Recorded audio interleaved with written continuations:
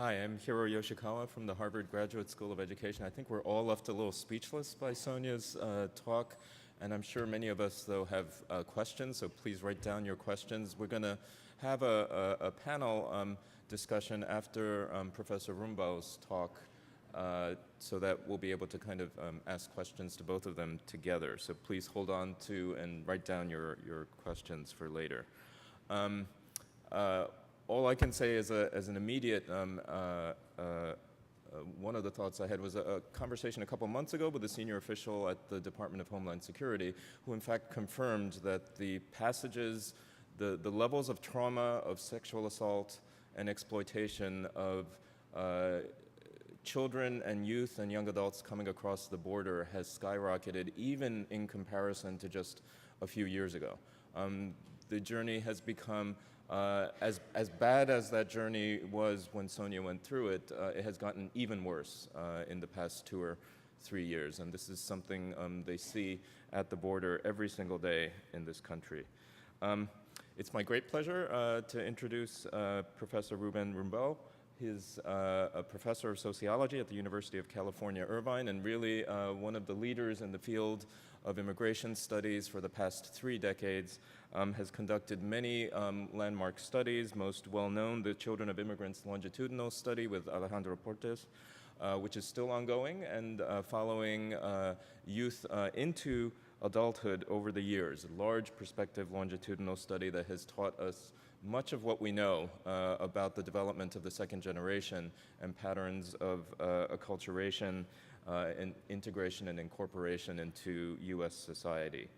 He's currently involved in an innovative longitudinal study in a single community in Mexico, comparing those youth who leave to those who do not in terms of their educational trajectories and other aspects of their adult transitions.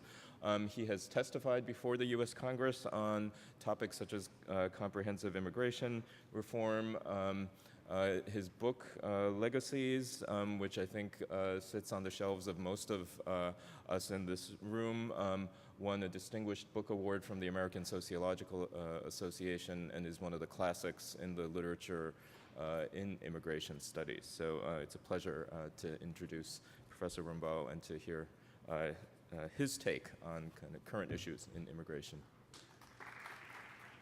Well, good morning. We're getting this mounted. It is a pleasure and a privilege for me to be here with you this morning. Thank you, Hiro, for the very generous introduction. And thank you to Dean Cullen and my longtime friend and colleague, Mary Waters, for the invitation to come here.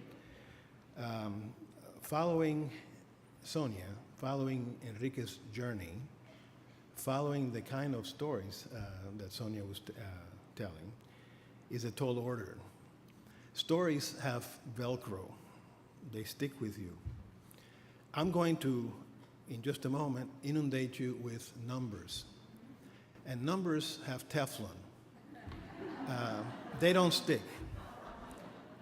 But it's my job to try to tell some stories about those numbers.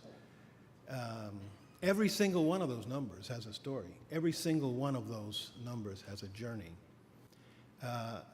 Some may not be as dramatic as Enrique's journey, but some are every bit as dramatic, and some are even more dramatic. The theme of this conference, immigration and gender, is vast, it's pervasive. As Mary mentioned in her comments, it touches every aspect of our society. We see it everywhere we turn. In the Salvadoran woman that I spoke with this morning, who makes our rooms at the hotel that we're staying. In the Somali taxi driver who brought me here last night from Logan Airport. Every time I go anywhere, I always interview the taxi driver. I've interviewed hundreds and hundreds, and do they have stories? Do they have stories? This one fled Somalia in 1991 to Kenya, and years later, in 2002, was able to get refugee status and was sponsored by a brother to come to Boston. Just last year, he got his U.S. citizenship. In the meantime, however, because this is all a gendered mega story, he has now a wife and kids in Kenya. And now that he's become a U.S. citizen, he's trying to get the money to bring them. He visits every year or so, and every time he visits Kenya, 9 months later, he has another kid. And so it's more money to try to, and so it's quite a story that he told me. And just 3 days ago, I was at the University of Michigan at Ann Arbor, and the taxi driver that picked me up at the Detroit airport was a Punjabi Sikh from India. He had come 7 years before, but he told me, he spilled his beans. They all have a way of telling me their stories, and they all have Velcro. This guy's story is that his marriage was an arranged marriage in India, but quite contrary to the stereotype, it was his wife who migrated first to Detroit 10 years ago. And then he followed 3 years later. And then they now have 2 kids born in Michigan. They're trying to teach them roots. They're about to start going to get the whole story, and again with Velcro. All these stories are different, and a lot of the numbers that you're about to see seem to lull us into a kind of notion that means and medians and so on is what the story of immigration is about. But the stories are really at the margins, they're at the poles. It's a standard deviation, it's the variance that makes this a endlessly fascinating story. Now, before I get into the numbers, I'm going to begin with images. I was really taken with this image for this conference, and I read that it was taken as a young woman in a colonia in Tijuana on the other side of the border with San Diego, and she seems to be looking not only toward the border, but looking to the future, as if gauging possibilities. I looked at that image a lot, and I was trying to come up in my imagination with the stories that lay behind what is in that young woman's gaze. And it reminded me of another image that I saw in the front page of the New York Times just in February. This is another woman. But this woman is not looking north, she's looking south. She's in, as it says at the top, she's in Nogales, California, in Nogales, Arizona, looking towards Mexico shortly before being deported with other undocumented immigrants. This is in February 2013. And her look is not one of gauging the possibilities, it's one of fear, it's one of dismay. It reminds us that immigration is not only a story of incorporation, as Mary had mentioned, but these days it is also a story of excorporation. Here's a story with Velcro. In Orange County, California, where I come from, just not too long ago, there was an undocumented Mexican immigrant woman with 4 young children in the back of her car. She's driving. Of course, if you're undocumented, you cannot have a driver's license. If you don't have a driver's license, you can't have insurance for the car. So you're just hoping you're not going to get stopped. One of her kids, there are too many of them, stood up in the back seat. A patrol officer saw her, so stopped the car for the violation about the seatbelt. Asked for driver's license, don't have it. Asked for car insurance, don't have it. Step out of the car. A new law in California allows police officers in that situation to impound the car. So she left the woman and the 4 little kids on the sidewalk, impounded the car, and told her he's going to report her now to ICE. And so she could expect detention, deportation, the severance of a family.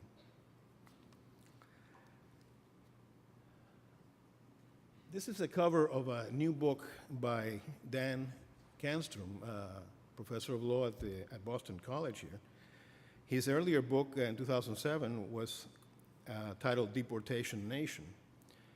His new book is Aftermath, Deportation Law and the New American Diaspora. And it reminds us how crossing borders cuts both ways. And in fact, here's another entirely neglected area, just like gender had been in the earlier scholarship on migration. What happens to the deportees? What happens to those left behind? To the hundreds of thousands of severed families? To the children who are now without a father or a parent, or in some cases of both parents? And of the new American diaspora that is being created, of English, sometimes English-only speaking people who are deported. This is the only country they know. They don't know about El Salvador. They don't know about wherever it is they're being deported to.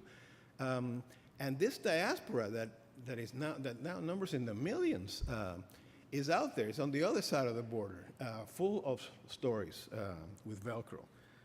One of my doctoral students is finishing a dissertation in which he went to El Salvador to try to find out what happens to the deportees. And she's coming back and reporting some fascinating stories. One of them was that a young man who was deported to El Salvador, who grew up in East Los Angeles, just like the band Quetzal last night. He thought he was Mexican until he was in deportation proceedings, when he was informed that, oh no, you were born in El Salvador. He thought he was Mexican because he had grown up in a Mexican town, and that's what he thought he was. He had no idea about what El Salvador was, where it was. He is there now. Now, to be sure, deportation and diasporas are not entirely new stories. They are as old as human history. Gender and migration are as old as human history. Here's the first deportation, if you will, and the first diaspora. Last year, I was in Italy. I went to the Sistine Chapel, and I looked up at Michelangelo's spectacular ceiling, and there it was.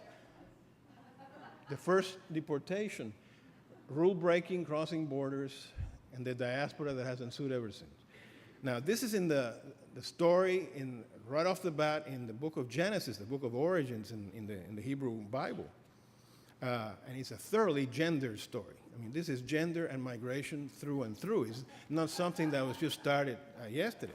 And in fact, while you're still in book one, the book of Genesis, and in a panel right next to this one practically, Michelangelo tells us about the flood, the deluge, the first boat people. And this too is gendered. In the ark, you had to be male and female of everything had to be in that ark. Again, this is just book one. Book two of the Hebrew Bible, Exodus, to a promised land and so on. It's not new. It's as old as human history. And yet, by 1970, here in the United States, quintessential country of immigrants, the census recorded the lowest percent of foreign-born in the history of the United States. That was just in 1970.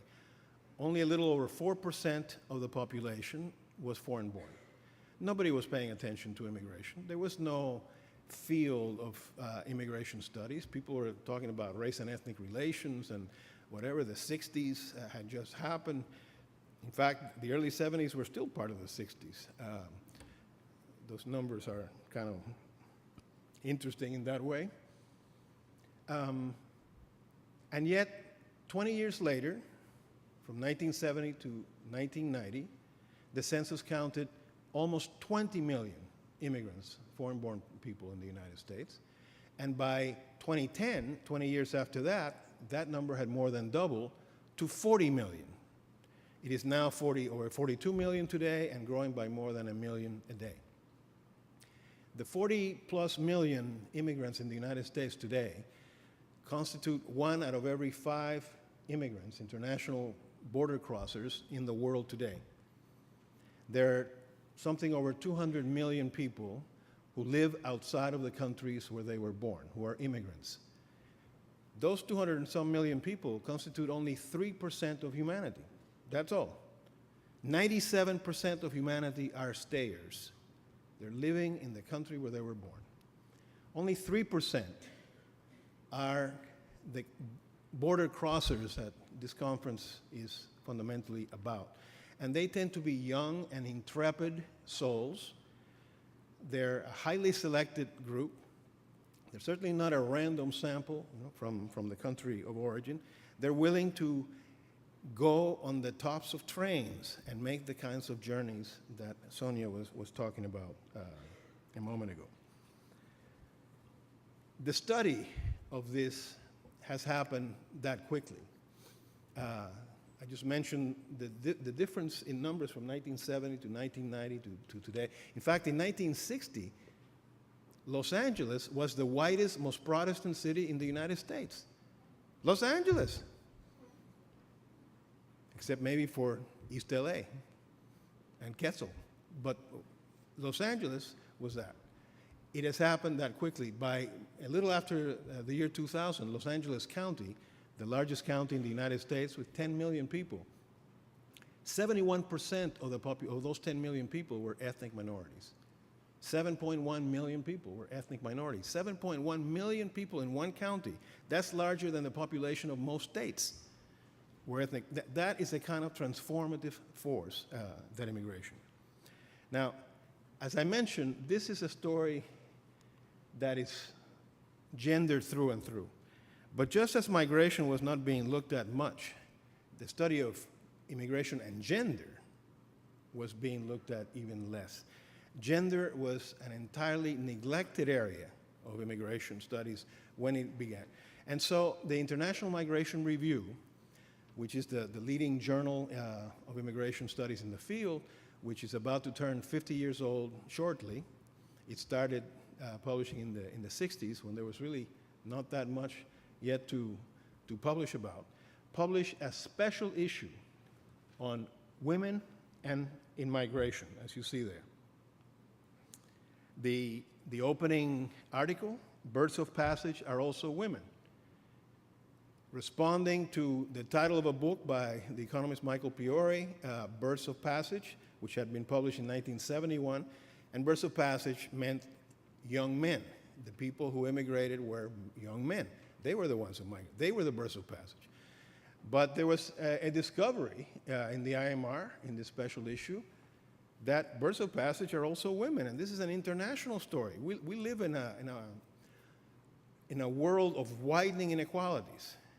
And since the end of World War II, really, decade after decade after decade, the crossing of borders, especially from poorer, younger countries to richer, aging countries, has only been accelerating and accelerating, and that is going to continue to accelerate inexorably. Who was writing in this pioneer issue? Well, there are many articles. I just listed, there were 5 parts. It was a very thick special issue, and there are many articles.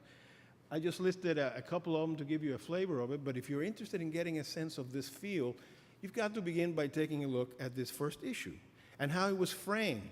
They were still talking about women in migration, not gender. I mean, the term gender had not really yet come into use. Gender was not being conceived as a social construction, as a contextual and relational variable. It was still sex as an individual variable, as an individual trait. What Pierrette Hondac-New-Sotelo once said, it's something that leads to the analytical approach of add women and stir. You know, it's another individual variable. Of course, there are biological differences between men and women. There was a friend of mine many years ago that quipped that there's a vast difference between men and women. But this is not the story of gender. This is not the study of gender systems that can be arrayed along a continuum from patriarchal to matrifocal systems, and which affect the decisions of men and women in migration, and which in turn are transformed by it. Gender is infused in our laws, our immigration laws. The number one way of immigrating to the United States today and every single year, at least since Marion Houston, in that second article you see there, female predominance in immigration to the United States since 1930, at first look. Marion Houston and her two collaborators were not academics, they were researchers at the Department of Labor. This is very interesting because academia had not yet arrived at the study of this. But their article was a revelation because they look micro-level data to show that every single year since 1930, the number of legal immigrants being legally admitted to the United States were more than 50% female, and that went completely against the conventional wisdom that migration was largely a male affair. I better get moving along. 22 years later, the International Migration Review comes up with its second special issue. Now it's 2006, and now it's called Gender and Migration Revisited. Now there's a whole different way of conceptualizing and approaching the topic. It is now thoroughly multidisciplinary. Catherine Donato, Donna Gabascia, who will be here later today in panels, Jennifer Holloway, the late Patricia Pesar were the organizers of this special issue. And each of those papers represent different disciplinary perspectives on the whole topic of gender and migration. So you see anthropology, geography, history, law, political science, psychology.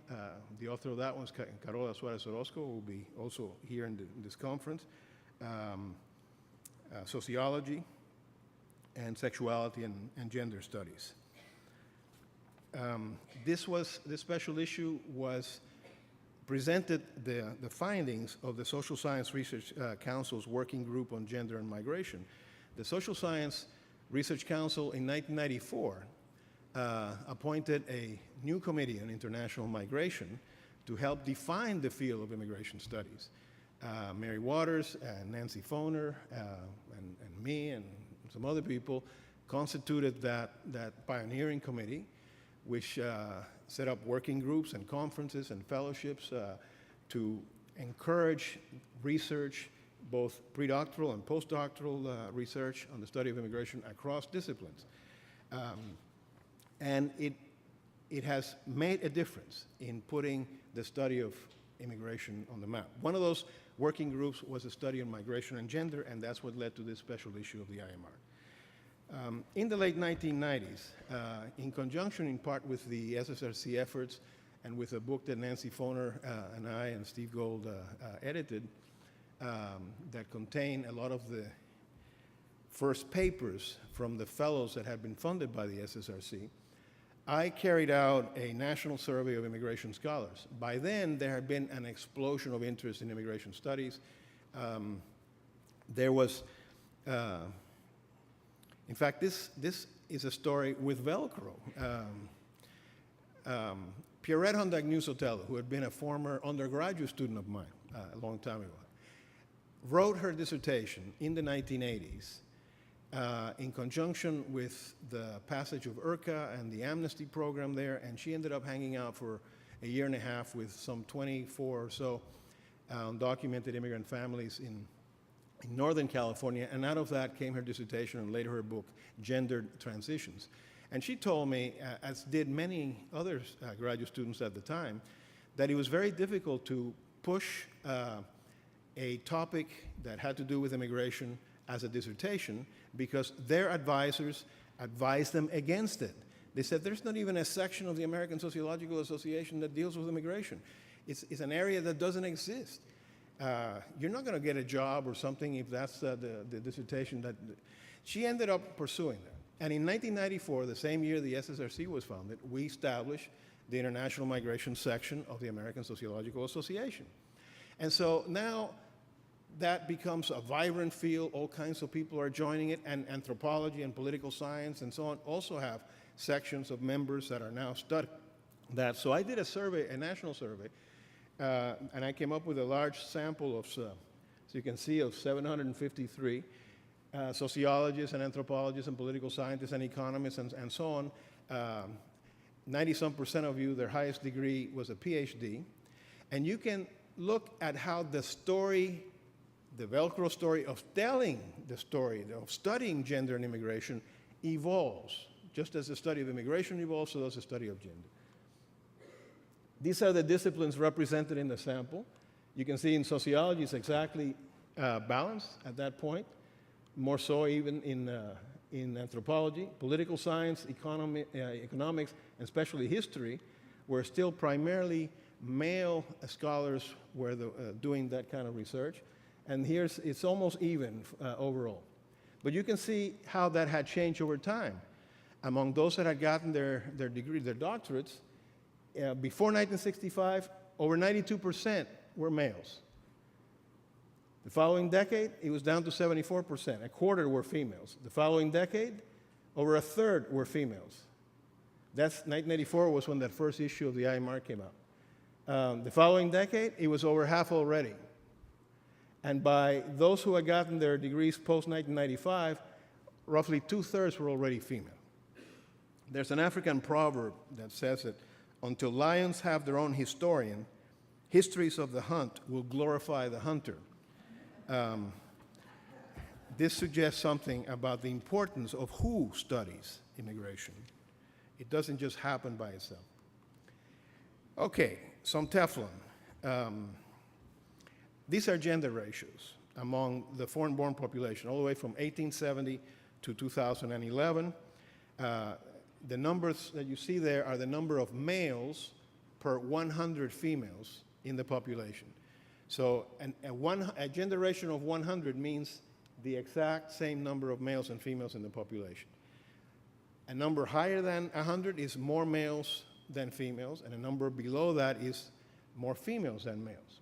And as you can see, 1910 had the highest male-dominant gender ratio, 131 males per 100 foreign-born females in the US population, and then it begins to decline.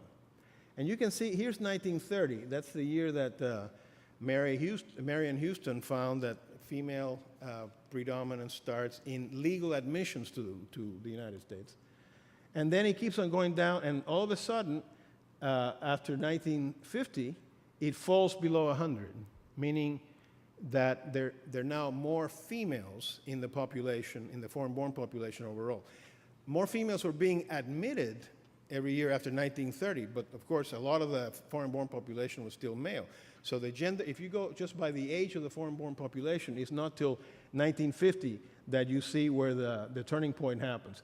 And then it really plummets to 1970, which, as I mentioned, was the year of the lowest number of foreign-born in US history. So immigration is going down, down, down during these years. That's a long hiatus that Doug Massey and others talk about, right? And then all of a sudden, after 1970, you start seeing big increases in immigration, and along with that, new increases in the proportion of males in the population, so that by 2000, it's back at 100 again. It has, in fact, right now it's about 96, 97, meaning there's slightly more male. Part of the reason for this, in fact, a big chunk of the reason for this has to do with undocumented immigration. Before we get to that, and I'm going to have to really rush through the Teflon now, let me give you a global picture, because the United States is kind of an outlier in the general patterns that you see in the world, but it's moving toward convergence. Here's from the 1970s to more or less the present. You see how the blue line is the United States. The percent female was significantly greater among the immigrant population than in the immigrant population of the rest of the world, which was overwhelmingly male. But over time, worldwide, women are now at about parity now, the 200 and some million people, and the number of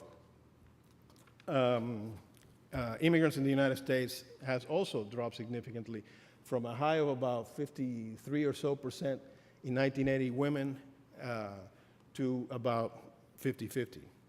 That's immigrants as a whole. But if you break it down to whether they're undocumented or not, you can see that those who are legally admitted, and a lot of them come through marriages to U.S. citizens, that's the number one way of becoming a citizen, and has been for decades and decades, by far. And most of those are who come over quota, over numerical quota, are wives of U.S. citizen husbands rather than otherwise.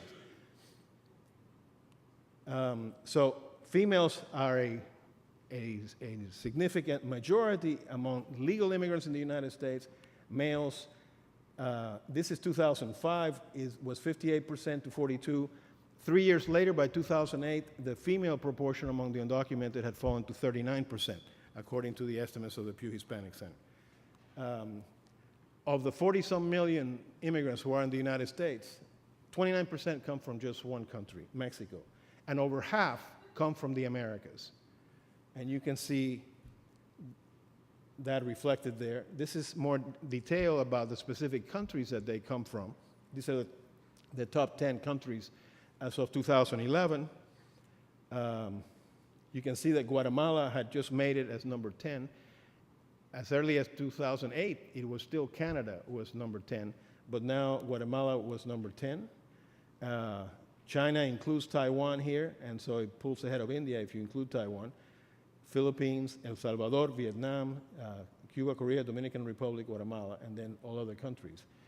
Now, if you break it down by where they settle, as of 2010, you can see that 8 of the top 10 groups are primarily concentrated in California, except for Cubans who are massed in Florida. Over 3/4 are just in Florida. And Dominicans in New York, over half of them are in New York. And then these are the secondary and tertiary states of settlement. These top 10 groups account for the lion's share of immigrants in the United States, with Mexico, of course, dominating, even though 200 countries and territories send immigrants to the United States. Now, here's something that I put together to show you the huge differences within the immigrant population. It's not just different national origins. They're different modes of incorporation altogether. I break down the largest 9 groups. The only one not reflected here is the Dominican Republic, by 3 main modes of incorporation. There are some immigrant groups that more than half of them are undocumented, and more than half of them have less than a high school education. Those tend to be the low education, irregular entry mode of incorporation, and they are dominated by Mexico, El Salvador, Guatemala. Other groups are the opposite. They're overwhelmingly entered through regular channels, and over half, and in the case of India, way over half, have college degrees already or advanced credentials. China, India, the Philippines, and Korea represent that mode. And the third are state-sponsored refugees, of which Cuba and Vietnam are the 2 largest groups, and they have a mix. Note this, incidentally. Among the top 10 undocumented groups in the United States, virtually all of them are also the top immigrant groups in the United States. So that China, India, the Philippines, and Korea, they're in double digits among the undocumented population. They tend to overstay visas. They don't want to wait 30, 40, 43 years in queue for one of the preferences to come in, so they end up coming on a tourist visa, for example, and overstay. And finally, and I'm going to try to do this in 1 minute because we've come to the end. Here's some other ways to think about the story that I'm telling you. One is that foreign-born women have significantly higher fertility rates than native-born women, and so they tend to produce a growing second and now third generation that is transforming the ethnic landscape of the United States. Just Hispanics alone, Ilan Stevens last night mentioned that it's 55 million today. That's not including the almost 4 million US-born citizens on the island of Puerto Rico who can come and go as they wish. So it's pushing 60 million already, the Hispanic population of the United States. It was already over 50 million in 2010. The projections are, by 2030, 86 million, and by 2050, over 130 million, which would be 29% of the population of the country. Right now, it's 17% of the population of the country, and this is, again, a gendered story. These are the largest countries in the world China and India, and the United States is third. Mexico is 11th. Mexico and the United States are going to remain third and 11th in the coming decades. India will pass China by 2030, as you see there. They're two of the three top. India, China, and Mexico are the main sources of immigrants to the United States today, but as you see, they reflect very different patterns. This is a foreign-born population by gender. For the top 10 countries, you see that the Philippines has a situation where significantly more women than men immigrate, but so do practically every country except Mexico, India, El Salvador. I think we're going to leave the slides with Teflon for the discussion, but I'll leave you with this. I broke, the gender ratios that I mentioned, the number of males per 100 females in the immigrant population. I broke it down by age at arrival. So as you see, for the latest year, 2010, the gender ratio is almost 97. Right? So there's slightly more females than males in the population, the 52% that Sonia was referring to a moment ago. Those who arrive, who are foreign-born, who arrived as children 12 years or younger, their gender ratio is 100. It's perfectly balanced. When they arrive in their teens, the gender ratio is between the ages of 13 and 19, the gender ratio climbs to 118. Girls are not immigrating between those ages. Boys are. Enriquez are. By the time you get down to young adults 20 to 34, the gender ratio drops to 93. By the time you get to 35 to 54, it drops to 86. By the time you are talking about age of arrival of 55 and older, it comes down to 64. And those tend to be mothers, especially widows, and so on, that are coming to join their children, and that they're above quota, typically legal immigrants and so on. You can do similar analyses and look at how gender is infused in all of these aspects of the economic and social and cultural life of new immigrants and their children in the United States. And you will find gender disparities through and through. If you look at the source countries, you will find that in the Americas, those that are male-dominant also tend to be those that are overwhelmingly undocumented in their composition. Guatemala is at the high, it's 143. Then Mexico, Honduras, Ecuador, El Salvador, and Argentina is basically balanced at 100. Cuba is at 99, so it's also basically gender balanced. But every other country in the Americas, the Dominican Republic, Colombia, Trinidad, Jamaica, Nancy, as you know, Panama, Guyana, Peru are female-dominant migrations. If you look outside the Americas, you also see huge differences. Those that are male-dominant are Egypt at the top, Israel, Nigeria, Pakistan, Bangladesh, India, Iran. You could begin to see a pattern forming there. Those that are female-dominant, Japan is by far the most female-dominant. 52 is their gender ratio, mostly marriages to U.S. citizens. Then the Philippines at 68, especially nurses that are coming in. Korea, Taiwan, China, and Vietnam. The single means and medians and so on don't tell a story, let alone a story with Velcro.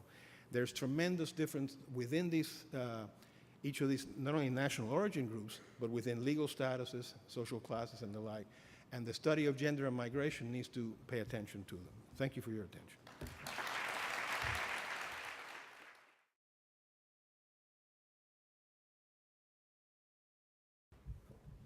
Thank you, Sonia and Rubén, for a wonderful opening to this conference.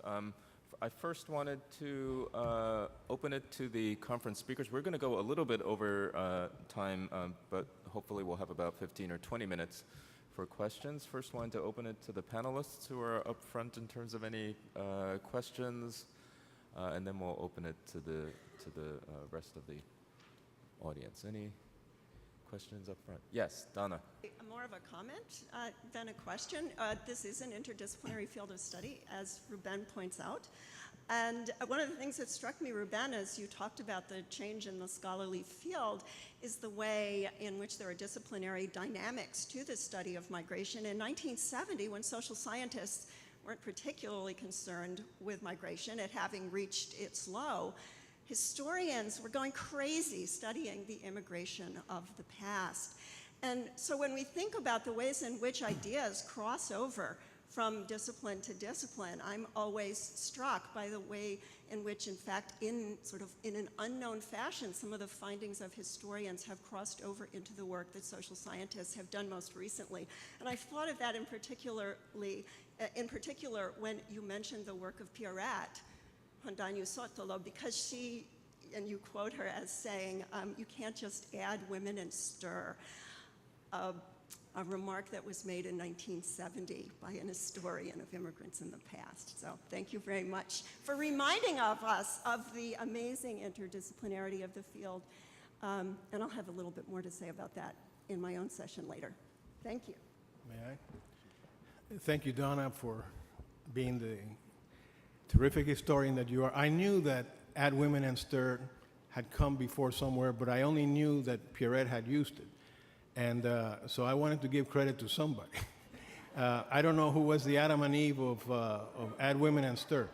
But I do know that history is the crossings of history and sociology is very interesting, because it was sociology that pioneered the empirical study of the immigrant in the city at the beginning of the 20th century in particular, and with the Chicago School of Sociology. And at that time, history was not paying attention to immigration at all.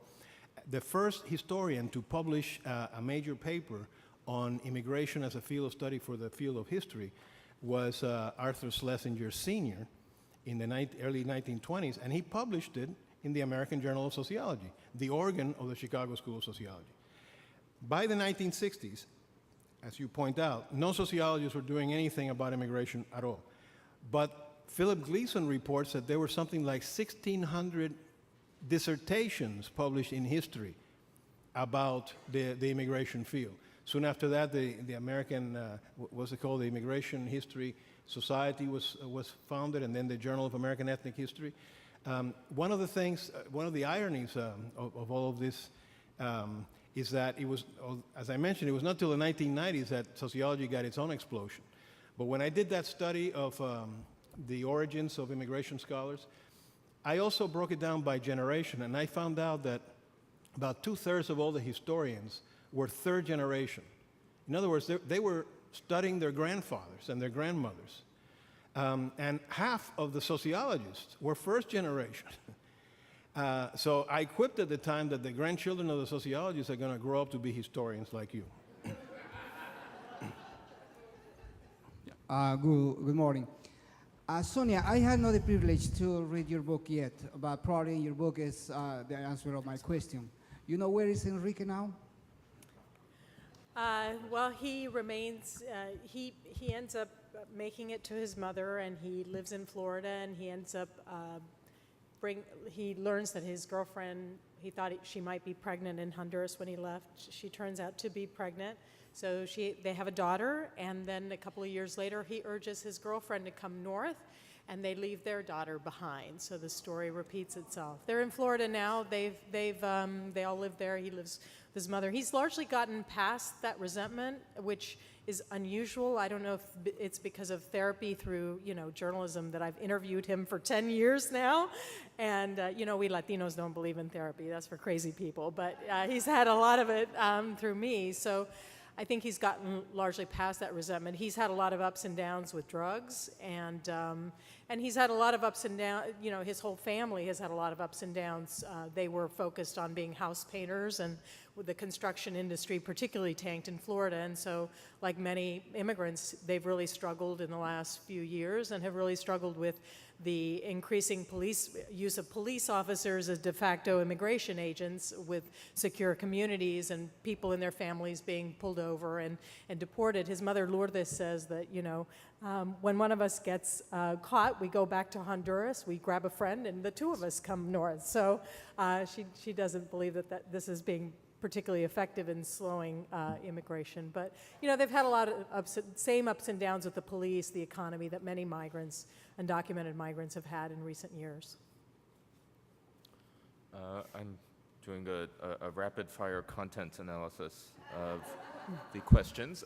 There's a set of questions that are, as we might expect, about policy and current policy options, both in the United States and in countries of origin. So this would be for both of you, but I think in particular, given the perspective of this conference, what does a perspective on gender bring that might be missing from current debates, either for policies that might affect immigrants from countries of origin in places like Central America, or for you know, the current overwhelming topic of policy debate, which is comprehensive immigration reform and its variants in the U.S.? I'd say the number one thing would be that when you separate families, whether it's divorce here in the United States or transnationally, there are these severe consequences, and there is all this social fallout from whether it's higher percentage of children in gangs or getting pregnant at young ages, that there are these consequences when you separate families. So either we have to figure out a way to bring families as a nuclear unit so that they do not endure these separations and all the consequences, or we have to find a way to allow more of these families to live together in their home countries. And I'm not sure, as with comprehensive immigration reform, we actually moved more towards a merit-based system of legal migration in particular, more of the Canadian model, and less family reunification. I think we're actually moving away from that, and I'm sure that that will be hotly debated in the coming months, but I think there hasn't been a lot of attention to what happens when you separate families and what are the social consequences of that. I certainly would second that, but I would also add the following. In looking at the history of immigration reform efforts, and probably no one has done a better job than that than our late colleague who died earlier this month, Aristide Zolberg, in his massive book, A Nation by Design. But as I look back at the history of immigration policy, one of the things that strikes me again and again is how not so much designed, unlike Ari's title, are the consequences of passing immigration policies and immigration laws. Policies and laws are passed as if the world were reducible to simple, linear stories, if you will, and that if the Congress of the United States says that this will happen, then that will happen. But one of the things that I've observed is that almost invariably, the principal consequences of policies and laws that have been passed from the beginning have been almost exactly the opposite of what was intended. In 1965, they tried to get rid of the racist national origin quota laws. They assured Attorney General Robert Kennedy, et cetera, they assured the Congress that no Asians and Africans were going to come because they didn't have family members here, so they couldn't reunite with them. Next thing you know, Asians and Africans are coming. They're driving me from Logan Airport to the hotel. When IRCA was passed, it was supposed to stop undocumented immigration. It did not. Then they militarized the border, and now that was going to stop it. Not only did that not stop it, it did something even beyond the imagination of those who used that kind of enforcement as a policy. Just like prohibition, you know, when they passed prohibition to prohibit alcohol, what it did was to create Al Capone empires and so on. When they militarized the border, it creates professional smuggling operations of coyotes that are getting $3,000 a head, et cetera. It makes it very difficult for people to come through the main corridors of the San Diego where that young woman was standing. To come through the San Diego corridor or El Paso, they shut those down, so now the flows get channeled at a much higher risk and cost through the dangerous terrains of the Arizona desert where hundreds die every year. And instead of ending up going to the usual suspects like Los Angeles and so on, now they end up going to Charlotte, North Carolina, and to Raleigh, and to Atlanta, Nebraska, and even Utah.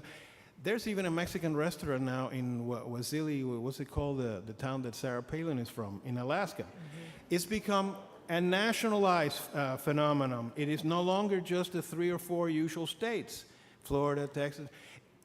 That's an unintended consequence of these kinds of policies. And the current CIR, Comprehensive Immigration Reform, like any such policy, is always a compromise between all kinds of people who are horse trading. I want this, I want that. No one is paying attention to what the inevitable unintended consequences of this mess is going to be. There's the good, there's the bad, and there's the ugly in the current pending legislation. And right now, the focus is on the politics, just trying to pass something. Yeah. If they can legalize the status of 11 million, that would be huge, because that is one of the worst present situations that the policy can achieve.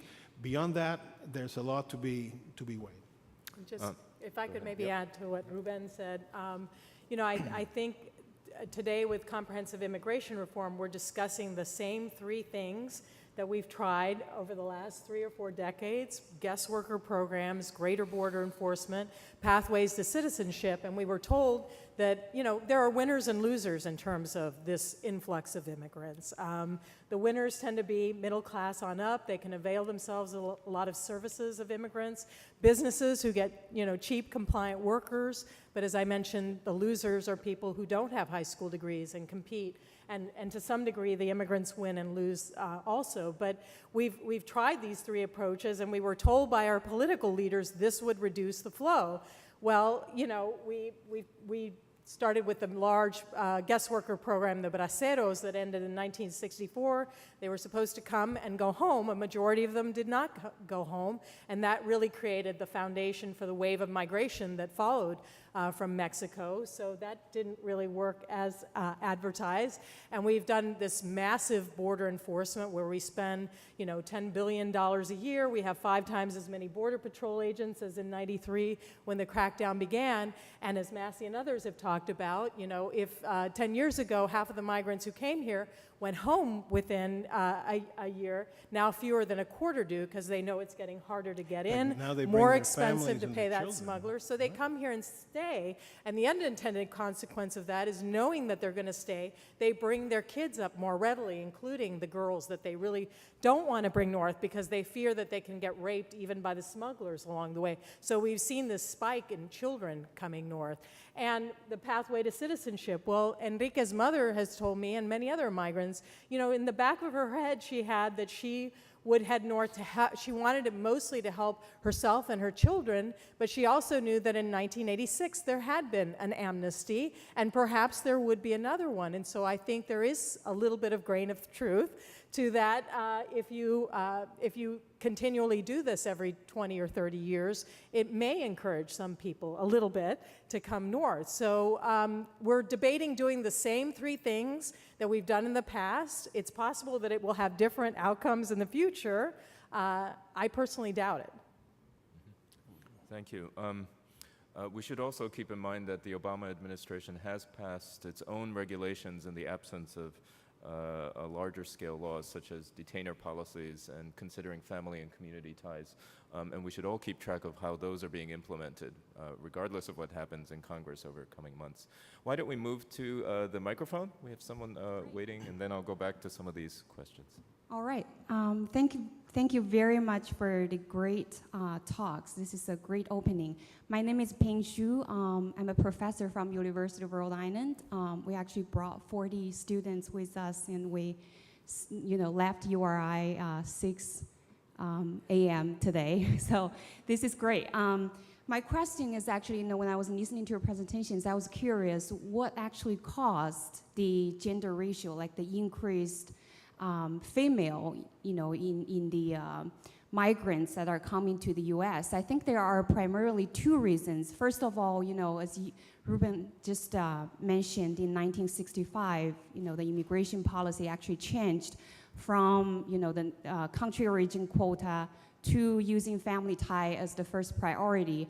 I felt like there are, you know, many women who migrate to this country for getting married, right? So there are phenomena like mail order brides, and, you know, just people, you know, girls who don't even know their future husband, and then they might, you know, get a green card and get to this country and get married to an American citizen. So I felt like that could be a reason, why there are more and more women migrants in the U.S. nowadays than before. And the second reason is, Sonia said, more women actually migrate to this country to find work. So marriage and work, I think, are two primary reasons. I just wonder if I'm getting this right. So the question for Rubén is, do you think family tie or women get into this country to get married actually sort of explains the increasing gender ratio immigrants? And the question for Sonia would be, if a woman choose to find work in the United States, are there any other ways for them to get to this country except for getting on the top of the train and going through all those hardships that you described? Are there, is there an easier way for them to get this country? Thank you.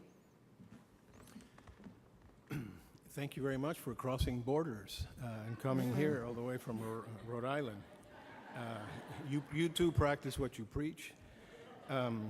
Immigration to the United States today, tomorrow, and for decades is and has been a family affair. Over 75% of immigrants who come to this country do so because of ties to family members here. And as I mentioned, marriage to a U.S. citizen is the number one way of coming. Marriage to a legal permanent resident is one of the top preferences among the numerical quotas for coming in. Now, this has been going on not just since 1965. It's true that the 1921 and 1924 National Origin Quota Acts restricted immigration, the total volume, for the Eastern Hemisphere. It didn't affect it at all for the Western Hemisphere. That's something that most people don't understand. The ranchers and growers wanted the reservoir of labor in the Western Hemisphere available to them at any time, and so people could come from the Western Hemisphere countries unrestricted. That was not the case for the Eastern Hemisphere. However, for the Eastern Hemisphere, even though the national origin was the determinative, 85% of the visas, 150,000 visas or so, were allotted to Northwest Europe, 15% to Southern and Eastern Europe, that's 98% right there, and the other 2% were a residual. Wives have never been restricted. Wives of U.S. citizens have always been able to come in, and so from the 1924 law to the 1952 McCarran-Walter Act that maintained the national origin quotas, family preferences have been inside the law. What the 65 Act did, among other things, was to make family preferences even more prominent and trade them in the horse trading. Instead of national origin quotas, we're going to have family quotas. If you're talking about refugee flows, that too, nuclear families are privileged by the State Department when refugees are coming in. Even undocumented flows and other types of flows into the United States are always gendered, are always connected to family ties. One of the ironic things that the current immigration reform efforts are trying to do is to undermine family ties and try to argue for just send in your Nobel Prize winning physicist yearning to breathe free, but don't send anybody else. It's a kind of an elite guest worker program. So you have, the PhD plus guest worker programs, and then you have the other guest worker program that's being produced, completely oblivious to the consequences of the 22-year-old Bracero program, which did not accomplish any of the things it claimed that it was going to accomplish. What it did accomplish was not a single agricultural strike in California took place during those 22 years of the Bracero program, and there had been 100 and some strikes just before the Bracero program was implemented. It had nothing to do with labor shortages during the war, because the World War II ended in 1945, and the Bracero program kept going until 1964. So, and the UFW didn't take off until the Bracero program was ended. Cesar Chavez and all that happened the day after they stopped the Bracero program. That's right. So keep that in mind. Unfortunately, we only have time for one more question, but several people asked about the issue of human trafficking and sex trafficking. And I was wondering, well, either of you could answer, perhaps Sonia, if that came across in terms of your experiences and your work. I think we're seeing more and more of that. I haven't really quantified that in recent years, but I think we're seeing more and more in desperation of women heading north and working. They get stuck in Mexico when they're heading north, and so they're often either abducted or by their smugglers or put into prostitution rings. And so I saw a lot of that on the southern border of Mexico, these towns, both in Guatemala and in Mexico, that had huge numbers of brothels, and those women were largely there involuntarily, had been put there by smugglers. And you also see that on the northern border of Mexico. So I think that's becoming more and more prevalent, partly because more women are migrating and they're being funneled by smugglers into that, or they are being kidnapped by the Zetas and being put to work as sex slaves in Mexico. So I think as you see more women, and also the desperation has increased in places like, and throughout Central America, really, the economies have not done well since the wars of the 80s, and so I think many women are struggling to survive, and they choose to leave, and that's led to greater numbers coming and more susceptible to human smuggling. Mm-hmm. This is a global phenomenon that is massive in its scope. What's going on in Thailand, in Cambodia, and so on, as far as sex trafficking is concerned, the sex trade is huge. It'll need a Pulitzer Prize winning journalist to write a story with Velcro, I think, to bring it to the attention of larger publics. And maybe, Sonia, that might be a future project for you. Sorry, one last question. I thought you've been waiting patiently. Thank you. Señora Sonia, muchas gracias. It's been an honor to listen to you. We actually just traveled from Texas yesterday. There's 3 dreamers, myself, we are undocumented students, and thank you so much for sharing and humanizing the issue. Enrique's story is our story. I'm from Honduras. I came here at the age of 13 by myself to find my mom. I was shot twice in Honduras. I was stabbed twice at the age of 9. I saw my brother pass away in my mom's arm because we were so poor. So listening to you share the story, it means a lot to us, and it's just an honor to be here in front of you and to listen. And I saw a man lose his life in a train, and and to hear you speak with the passion that you speak, I just want to say thank you for sharing our story. Well, thank you for sharing yours. That's an amazing story. Let me say,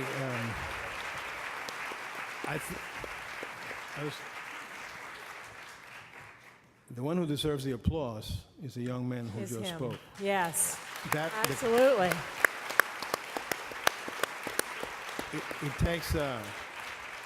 takes a lot of guts and a lot of courage and a lot of perseverance to come here from Texas and to get up in front of the microphone and to share that kind of story. You're not alone. This is a story that is happening all over the United States.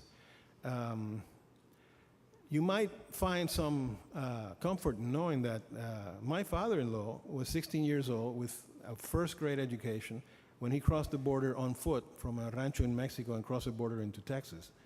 And for 30 years, he worked doing back-breaking work in the steel mills of Detroit. My wife is the daughter of an illegal alien, but I could not be prouder of what that family has achieved. And what I see with my own eyes, people like yourself and dreamers are achieving every single day and will achieve. I just hope you understand that you have all of our support and that your courage and your perseverance does make a difference.